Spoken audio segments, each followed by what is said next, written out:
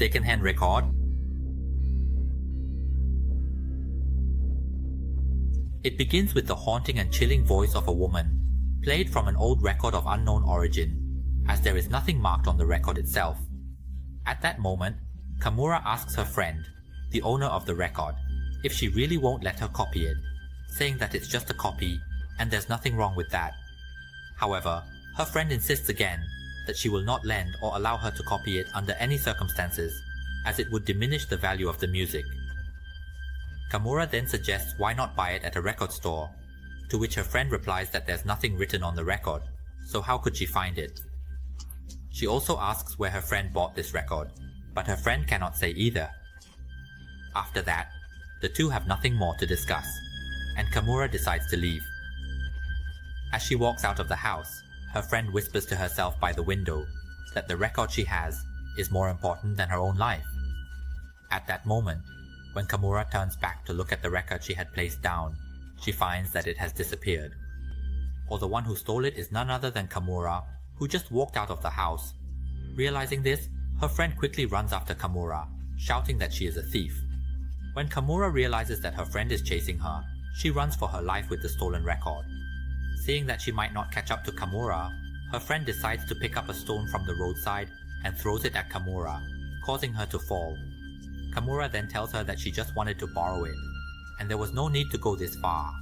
However, her friend does not listen and tries to reclaim the record, but Kamura refuses to give it back. In a fit of anger, Kamura picks up a larger stone and strikes her friend hard in the face, causing her to fall and become unconscious. After that, Kamura went to several audio equipment stores, trying to find an analog player to play the record she had. The record was very old, making it difficult for the audio stores to have the player she was looking for. She wandered around, muttering to herself that she wanted to listen to the bittersweet songs on the record, feeling increasingly frustrated because even though she had the record, she had no player to use. Just as she was feeling regretful, she accidentally stumbled upon a second-hand record store. When she entered and spoke to the owner, asking if she could borrow a player to listen to her record, the owner quickly grabbed her arm upon seeing the record sleeve and asked her where she got that record. He realized that it was part of a collection that had been stolen from the store, and he was convinced that she must be the thief. However, Kamura insisted that she wasn't, just as the store owner began to struggle with her to take the record back, stating that it was the only one of its kind in Japan, echoing the same sentiment as her friend. It was worth more than his life. Seeing that things were not going well, she yanked her arm away and ran out of the store. However, the store owner chased after her relentlessly, forcing her to quickly hide in a restaurant. The restaurant was decorated in a vintage style, with old records adorning the walls, and she could hear music playing from the speakers, which was very old. She asked the owner if the music was coming from the radio, and it seemed like luck was on her side when the owner said that the music was being played from an analog record player, which she had been searching for. She asked the owner to play her record, and when the record was played, the haunting and bitter voice filled the air, startling one male customer. On Kamura's side, she closed her eyes, listening to the voice as if she were in a trance. The other owner also closed his eyes, lost in the singing that enveloped the restaurant. The scene then showed the female singer of the song, who appeared to have been harmed. Her body bruised all over, with a wound on her stomach from which blood flowed, lying dead in a pool of blood in the room where she regularly recorded her songs. Her eyes had turned yellow, revealing numerous blood vessels, as if she had been beaten to death in agony. When the haunting vocals ended, everyone in the restaurant walked over to the record, and a male customer remarked that he recognized that voice. It was the haunting voice of Paula Bell. The record she had was incredible, because it had been recorded after the singer's death, and there was nothing written on the sleeve or the label. The melody of the song sounded truly strange, and he had heard rumors that the song was from another realm, or from the afterlife. However, it was unclear why anyone who listened to that music could do anything as long as they possessed that record. Mora felt that if she stayed in that restaurant, she wouldn't be safe, so she decided to run away. The male customer in the restaurant secretly followed her out because he also wanted that record. At that moment, it was like escaping from a crocodile. As she ran away, she encountered the record store owner who was chasing her, prompting her to decide to run in another direction. However, the record store owner who was chasing her noticed something being concealed, which he thought might be a lawyer hiding. When he pulled the cloth away, he discovered the body of Ongaiwa, whom Kamura had killed and hidden. At that moment, Kamura, trying to climb over a log to escape to the other side, unexpectedly encountered the father and the male customer who had been following her, which startled her greatly. She lost her balance and fell, causing the log she was climbing to roll over her body, killing her in a gruesome manner. However, the record slipped from her hand and fell in front of the male customer, who was likely to pick it up. Then, the music from the afterlife began to play again, accompanied by the tragic imagery from that single record.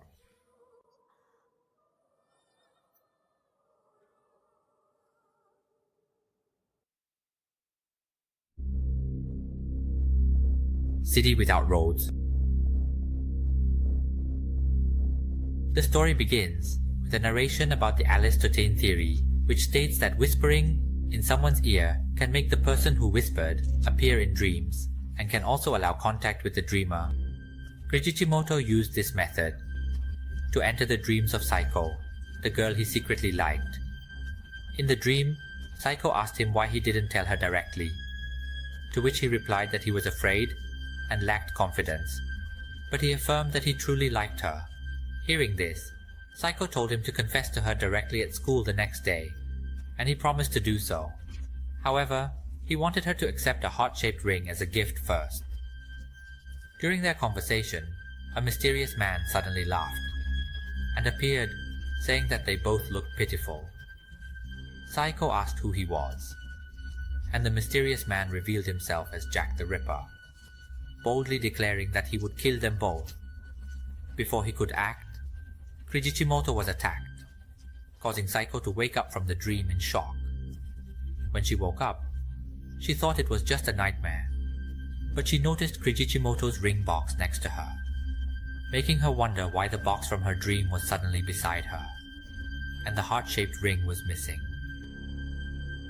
The next day, Ichimoto was found as a stabbed corpse on the street, with no one knowing the identity of the killer.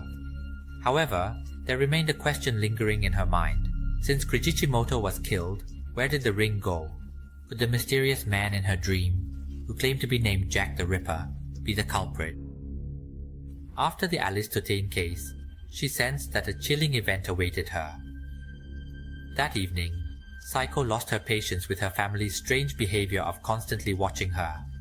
She exploded with anger, shouting at everyone, questioning what was wrong with them for spying on her like a bunch of psychos. Her parents, older brother, and younger brother all insisted in unison that they had never done such a thing. Frustrated, she told them they could choose to spy on her room if they wanted, but her family still firmly denied it. She then returned to her room, observing the various holes that had appeared on the walls. Even though she tried to close and seal them, new holes kept forming, forcing her to use tape to cover them. Yet it was still possible for someone to use a pen or pencil to poke through, and fingers would intrude, making the holes larger. Unable to tolerate it, she struck the intruding finger, causing a loud cry of pain. Meanwhile, her parents continued to peek through the door, prompting her to quickly shut it. After that, she found a partition to set up in the middle of her room, hoping to at least have some private space. However, as she approached the field, a sudden loud noise came from the ceiling of her room, causing Saiko to wake up and prepare for revenge. She grabbed a screwdriver, and shortly after, the ceiling was punctured. Saiko decided to use the screwdriver to poke into the hole, and as soon as she did, a scream erupted from someone, followed by the sound of rolling on the ceiling, as if something had hit part of their body. The next morning, she noticed that her father seemed to have something in his eye, which he claimed was just a bit of dust, as he and her brother were cutting fabric and had an accident. He justified it as a result of gym class the day before, even though she knew that her father and brother had been injured while trying to spy on her. Unable to tolerate her family's behavior any longer, she decided to run away from home and thought about staying with her aunt for a while. Her aunt lived in a town called Kosato, But when she checked the bus schedule, there were no buses going there, so she decided to walk instead. Saiko continued walking without knowing how long she had been walking, until she came across an intersection, which made her wonder. She vaguely remembered that there used to be a road here, but now it had turned into houses and dead ends everywhere. She tried walking through another alley, only to find another dead end, so she decided to head towards the main road instead. Once she reached the main road, she encountered some construction blocking her path. She began to notice more and more strange things, like shops selling masks and people passing by all wearing masks. Just as she was pondering this, a mysterious man approached her and asked if she was lost. She told him she was looking for a way into the city of Kosato, and the mysterious man offered to guide her, asking her to follow him. However, on the path that the mysterious man led her through, they had to walk past houses where everyone wore masks, as if the city she was entering had no roads at all. It was necessary to walk through other people's homes, and it seemed that the owners of each house willingly allowed it. Eventually, they stopped at a house that refused to open its door for others to pass. Unlike the other houses, this caused the masked people to gather at the door because they couldn't proceed. They began to force their way in and harmed the people inside the house before binding them. Unable to watch, Saiko stepped away, but then returned to help free the homeowner. She learned about the oddities of this city, which had no roads, necessitating that every house keep its doors open for people to pass through. However, it seemed that things had been getting worse lately, as everyone was becoming increasingly frustrated due to the lack of privacy. The homeowner then asked her why she had come to this city, and Saiko explained that she was looking for her aunt who lived in Block 3. They provided her with directions, saying that if she walked along the road, she would find a river, and after crossing the bridge, she would arrive. However, they warned her to be cautious because the area she was heading to was very dangerous, with many abnormal individuals living there, as well as a high rate of crime and serial killers. Hearing this, Saiko, who was already close to her aunt, quickly said her goodbyes to set off for her aunt's house, as she was very worried about her. But if what the homeowner said was true, she wanted to help her aunt get out of there. Before she left, they advised her to wear a mask to blend in with the people there. As she walked in, it felt like she was surrounded by thugs and untrustworthy people, but she gritted her teeth and bravely continued until she reached the bridge, which meant her aunt's house was not far away. Still, she felt uneasy due to the stares from many people as she passed by. Finally, she arrived at her aunt's house and knocked, calling out with concern. When she heard her aunt's voice faintly responding, she felt a wave of relief and joy. However, when her aunt opened the door, Saiko was quite surprised to see her aunt, who was in her late 40s or early 50s, posing in a bikini to welcome her. And she even asked if her aunt still looked beautiful. The two sat down to talk, and Saiko asked about what was happening there, telling her aunt that she came all this way because she was worried about her. However, her aunt was still curious about what Saiko was concerned about regarding her. Saiko explained that she was worried about her aunt living alone in a place like this. Upon hearing this, her aunt couldn't help but laugh and explained to Saiko that the first thing about this city was the ridiculous rules that made her feel suffocated, so she closed the door and stayed on the second floor. Even so, the door was still broken into, and she pointed out that there were holes all over the walls and ceiling because these people used them to spy. Right now, they were probably watching her aunt in a place like this, and maintaining privacy was already crazy. That's why her aunt had to open up and show herself, along with the suggestion to do the same as her aunt. She also told Saiko to throw away the mask and come to expose their beautiful skin together. Hearing this, Saiko felt very disappointed in her aunt because she felt that her aunt was not the same person she used to know. But her aunt insisted that she was opening up. During their conversation, people were coming and going through the doors and windows as if it were a game. Since her aunt couldn't persuade Saiko to do as she did, she pretended not to care and instead peeled an apple. Seeing her aunt carrying a lot of noodles, Psycho exclaimed that her aunt must have lost her mind. This made her aunt start to feel angry and told her that she was just a child and didn't understand adult matters. She also told Psycho to shut up and take off her clothes, because if she didn't do it herself, her aunt would come and take them off for her. Her aunt brandished a knife, swinging it around to threaten Psycho. Realizing the situation was getting dangerous, Psycho quickly ran out of the room while her aunt shouted after her, asking anyone nearby to help catch Psycho. Hearing this, Psycho ran for her life until she came across an alley. At that moment, out of the corner of her eye, she spotted a corpse that had been gruesomely killed, causing her to scream in fear. No matter where she looked, she couldn't find an exit, as she kept wandering around the area until she was exhausted. Eventually, she encountered a man with long hair smoking at night, whose demeanor seemed untrustworthy, as he was staring at a hole in the wall. Nearby, she encountered several people with similar long hairstyles, all of whom were peering through holes. Suddenly, those men turned to look at her, making her realize that the tall long hair she saw was actually the head of a creature with dozens of eyes, which they used to watch people through the eyes scattered throughout the city. Faced with this, Psycho was nearly shocked and screamed again as she tried to run away, only to come across the mysterious man who had led her there. He told her that he was worried about her, and when Psycho saw him, she ran to plead for his help to get her out of there. The mysterious man agreed and told her to follow him. However, when he led her to the riverbank, she noticed a heart-shaped ring he was wearing, which resembled the ring that Kichimoto had given her in her dream, but it had disappeared before Kichimoto turned tragic.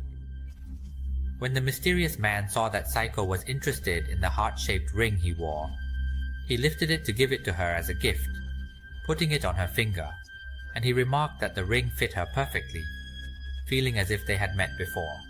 Psycho then removed her mask and discovered that the mysterious man was indeed Jack the Ripper. When Psycho realized this, she exclaimed that he was the patient Kichimoto had mentioned, to which he admitted and told her to thank Kichimoto, because if Kichimoto hadn't been with her that night, she would have been stabbed long ago. As they spoke, he drew a knife, preparing to stab her, saying it was her turn now. However, just before he could kill her, her aunt suddenly came up from behind and stabbed him with the apple peeler, killing him.